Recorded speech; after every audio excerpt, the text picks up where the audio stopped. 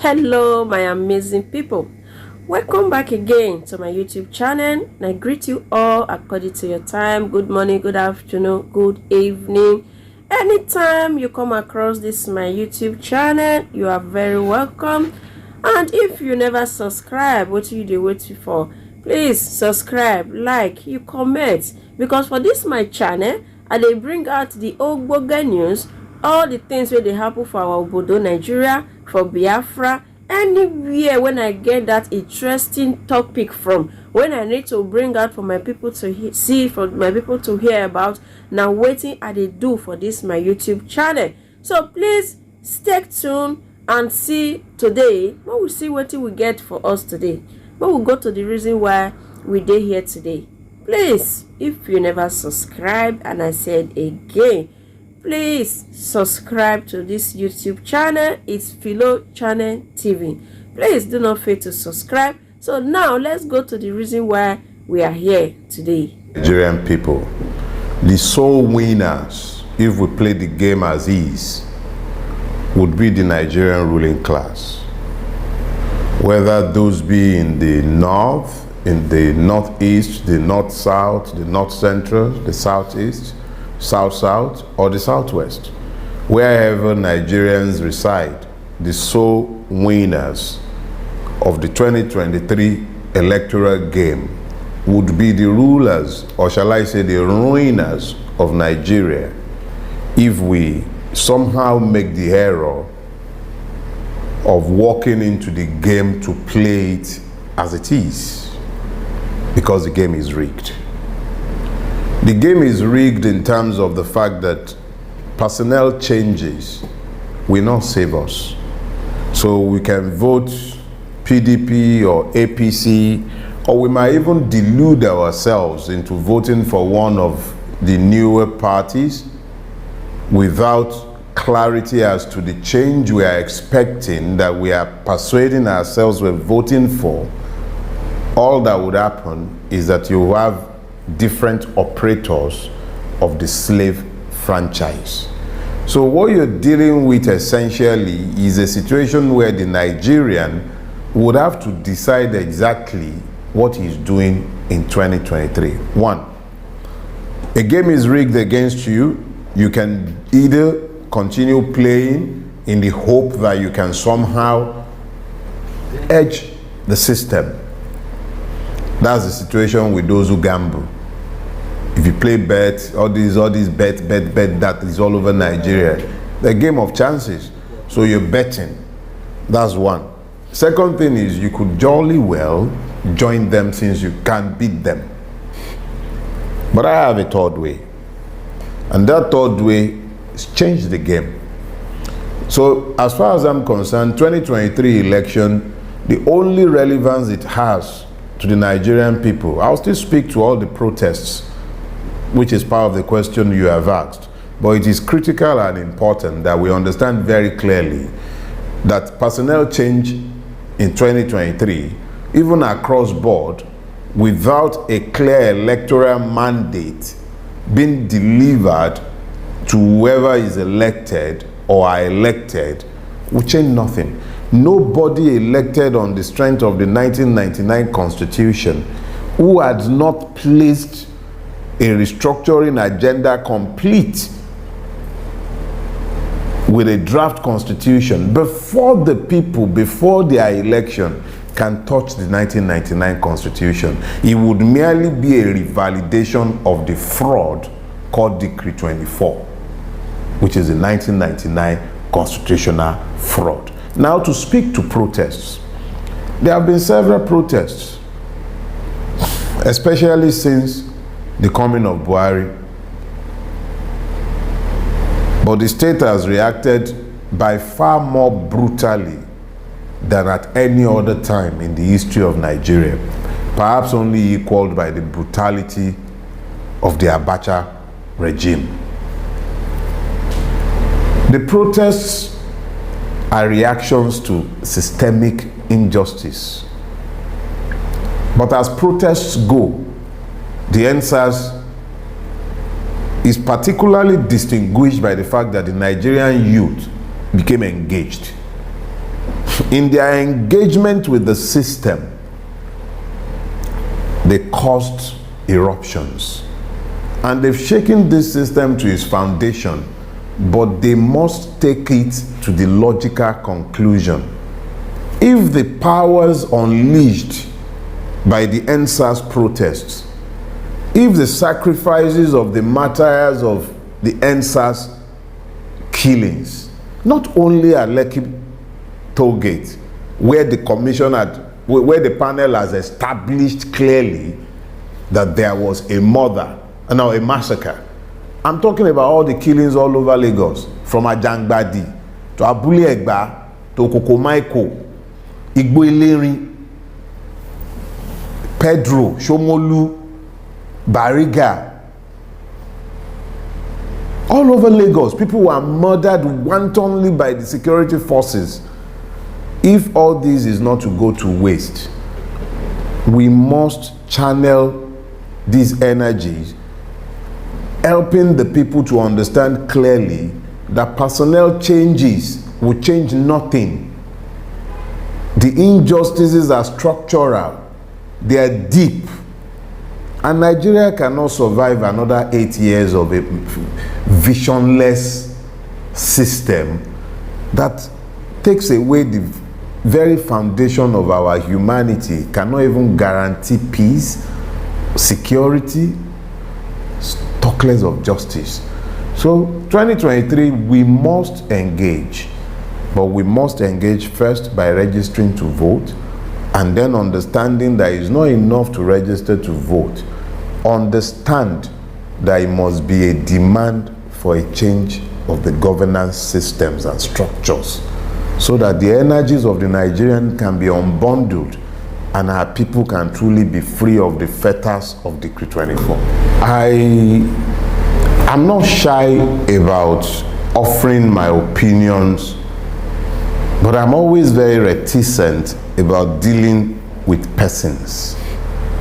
But it is inescapable that when a man has offered himself for public service, we are left with no choice but to contemplate their persons and necessarily offer value assessments, and in most cases subjective opinions, because we're dealing with persons.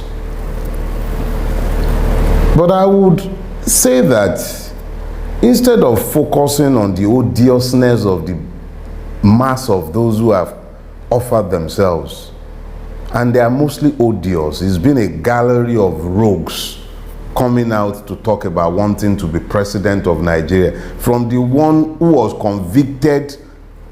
Look, it's I recall that a few years ago I did one that if we do nothing about restructuring our governance systems, the one that will come after Buhari will be worse than Buhari. And if you look at the gallery of rogues that have come out, it will be clear to you exactly what to expect. Let me start with the godfather of them all, the Lagos Octopus. It wasn't always like this between me and him. He's never seen me before, not once. But when he was coming to power for the first time, I took night bus from Abuja to Lagos to come and vote for him. Prince Ademola Adeniji Adele, may God rest his soul, he was running as Sarumi's deputy. I slept in his house because his brother-in-law, my friend, lived in his house, and that was where I stayed whilst I was in the law school. I woke up in his house in the morning to go and vote. He was on his balcony, and he asked me, "Mandi, Odinlo Dibo Fumi Abi?" I said, Papa, Emaro, AD all the way. Yeah, AD all the way. That was the mask. I voted him the first time he came around. It's one of the worst errors I ever made in my life, because I helped to birth today's monster. Now we have 22 years of his hegemony, ruling over Lagos State, unchallenged, virtually untouched, unchallenged, supreme in Lagos State. His word is law. He rules the street, even as he rules the chambers, both of justice and of the legislature. What has he battered? He is effectively a dictator. He does as he pleases in Lagos State. There is a 22-year record to look at, and the record and the facts speaks for themselves. Res ipsa loquitur, we say in law. The facts speak for themselves. In the last 15 years, the road in and out of my neighborhood has been a construction site, building nothing but greed. A veritable tool for the pauperization of a people and the enrichment of an hegemony. They've killed for that toll gate on his watch, under his imprimatur. Now he wants to be president. When we are done looking at his 22-year record, which will be close to 24-year record by then, we will then look to his health, his mental capacity. 50 million soldiers, they will eat corn, they will eat cassava in the morning, and that's the person who wants to be president after the current disaster. Let's leave that man first, but let's deal with the system that has brought that actually emboldened someone like him to. Nigeria would have deserved Bola Ahmed Tinubu if he ever emerges the president of Nigeria. Nigeria would have deserved him. It would have been, a well-deserved marriage, because all the lies of this country would have come to coalesce together in the person of the president of Nigeria, if the like of him will become the president of Nigeria. I don't believe him a president, or rather a candidate, but because you've asked the question and he's the elephant in the room, let me leave his person to the side, and then let's deal with Pastor Agbo-Orin, Professor Yemi Osinbajo. Brilliant man, intelligent in the extreme. But his record in the last 22 years would suggest that we should not conflate intelligence with wisdom. And perhaps we should stop presuming integrity until it is proven. He found the grace to be Tinubu's Attorney General, designing the architecture of the capture of Lagos State and its privatization, and the trust of his capo as consigliere, and became, whether they dispute how that came about or not, the route to the vice presidency runs through Bodilon in one form or the other. 8 years it would have been that he would have been vice president of Nigeria, strutting around defending Buhari in the face of the obvious. He has even said clearly that he wants to continue the agenda of his boss. Let's even assume, for argument's sake, that he's saying all those things so that he might not alienate his boss's supporters. Question is this: how does a man who has benefited so immensely from the system gain power and then presume to change the system? How? Let's leave Pastor Agbo-Orin for a second. I don't even believe a Yoruba man, whether we change the system or not, should be interested, at least for a season, in the primary office of the Nigerian state if it survives. Because it will be most unfair and inequitable to look beyond the land of the Igbos for the person that will be the titular head. I'm not looking for another monster in Aso Rock. But whoever is going to be the primary number one citizen of Nigeria, at least for a season, that person has to be of Igbo extraction. Nobody with half a brain should be talking about it again. Why? Because equity demands it. But if we are now saying the Igbo should have it, who is the Igbo that should be having it? Is it a Rochas or Okorocha, a most odious, vile human being whose only distinguishing feature as a governor was the erection of stupid statues and construction of roads that lasted just one reign? That one wants to be the man who is on record as saying that he became rich by serving Red Cross. Come on. That one, it shows you that the system only ever pushes forward the worst. Or is it all Jews or Kalu? The court effectively the court has effectively said he's a thief. But because of a technicality, they should go and retry him. That technicality will never be available to a poor man or to a member of the lower classes. But it is available to him as a member of the class of those to whom impunity is available. That is the one who wants to be president. It is the worst of Ndi Igbo that is showing forward. The empire was eyeing. If any one of these persons become president of Nigeria, why would they be interested in restructuring Nigeria to give citizenship to the Nigerian?